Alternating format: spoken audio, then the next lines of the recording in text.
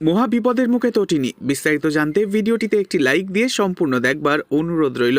জমে উঠেছে ধারাবাহিক পরশুরামের গল্প, যেখানে একদিকে দেখা যাচ্ছে শিবপ্রসাদ নিজের আসল পরিচয় গোপন করতে মরিয়া হয়ে উঠেছে, ঠিক তেমনই অন্যদিকে তটিনী কর্ণ চ্যাটার্জির ওপর অসম্ভব রেগে গিয়ে সিদ্ধান্ত নেয় এই কর্ণ চ্যাটার্জিকে নিজের হাতে শাস্তি সে দেবে।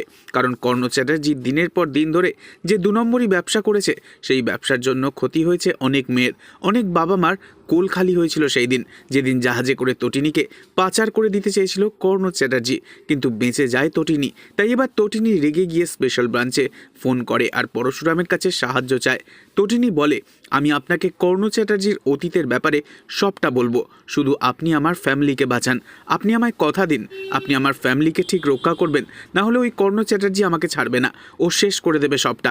এরপর তটিনী কর্ণ চ্যাটার্জির অতীতের গোপন খবর স্পেশাল ব্রাঞ্চের পরশুরামকে সবটা বলে দেয়। পরশুরাম এরপর কর্ণ চ্যাটার্জির গোডাউনে আবারও রেড করে। তবে কর্ণ চ্যাটার্জি গোপনে খবর পেয়ে জানতে পেরে যায় যে এই সব কিছুর মূলে রয়েছে তটিনী। তাই এবার তটিনীকে শেষ করতে কর্ণ চ্যাটার্জি সাজায় তার নতুন প্ল্যান।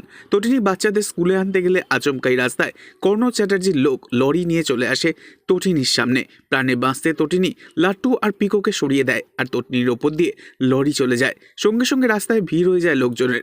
শিবপ্রসাদ খবর পেয়ে ছুটে আসে হাসপাতালে। তবে কি শিবপ্রসাদ পারবে কর্ণ চ্যাটার্জিকে এর শাস্তি দিতে? নেক্সট আপডেট জানতে অবশ্যই সাবস্ক্রাইব করে রাখবেন। ধন্যবাদ।